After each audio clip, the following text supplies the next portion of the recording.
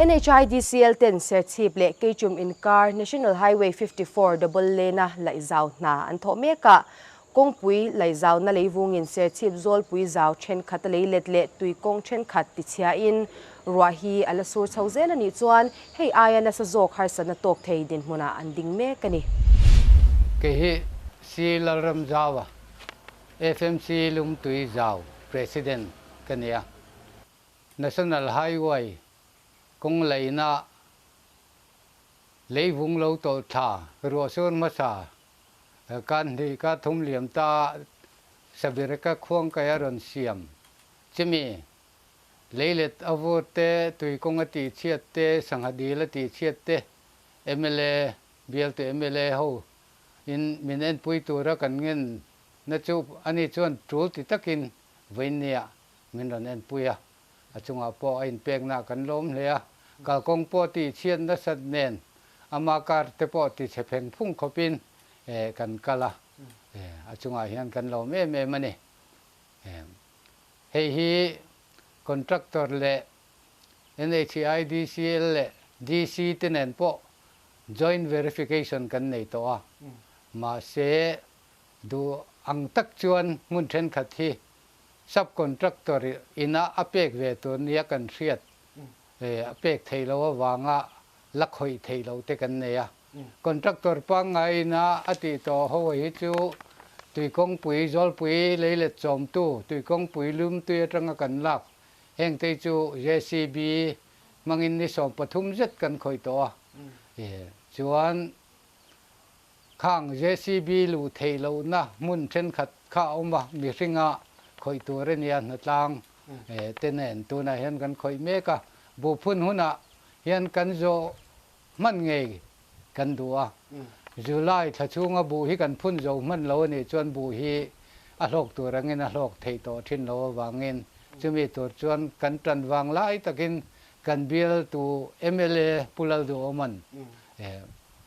poi min tui pui ba ka ma min lak pui tura thei top chua tha seng min han to pui hi kan lom le ni JCB khoi sak kan an tum poin JCB na khoi theilo khopin du ma cha chu wang chuan pathumi chuan an siam theilo don nge ya tin tui kong hi kan ti tlang tha theilo ani chuan chung ko somli chuang hian tui nei lo wangin leile thi an ho tin pui lo thei don ani tin thasik thai chom na tur ta na pipe lui na lama an ron da lui hi thasika chuan tui tem se wang hian an leilen mun te thleng thei lawa lui na lama pai pin an ron vu afer fura tui len hun ni lawa an lei vung pai na kan lui na ra khuwa tui tin ne ma zo lo nuwa ron chim tha ani wang hian chu wang chuan kan in rin ma ron chim tha ni wangin kan tui lak na pai phi a chena sa em bokani lum tui kan thei lum tui zo tu te nan kan thei na lai ni ke dai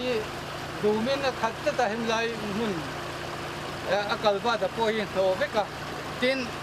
thasik lai hian tui te ma wangin zol pui thasik thai ching tu te hian pai rabat pai mangian heta hian an ron pota chung zo ho jong an tui ron lak na pai ho jong chu a no che tha ta vek boka tin chemical zelian tu la thang a kon leilet pakha ta bur vek boka hei hi kan lo khai to ania ma chuan kan hai ma chuan he ta si ra hian tui hi tin a lung hum ma chuan hei kan lu tir wat lo chuan kalwa thi chiat kan lau sia chu wang chuan in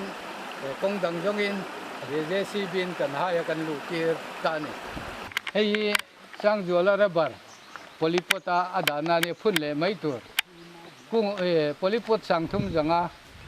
tripura tanga motora azulak ada hei hian ho cheta ve ka tu na hian hei enga ma ja chu kan mua tham ten ka chu zol pui lama khu ta a then tha ni adil pakata hian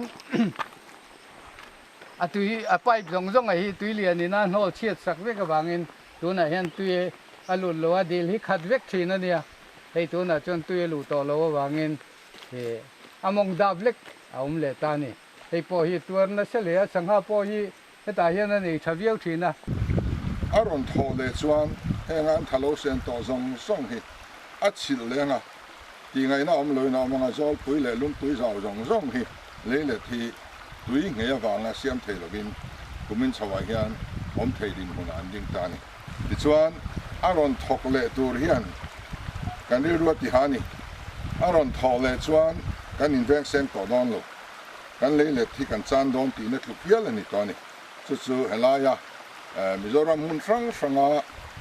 NHIDCL lei vongin thil ati chiat te zinga keni serchi bial hi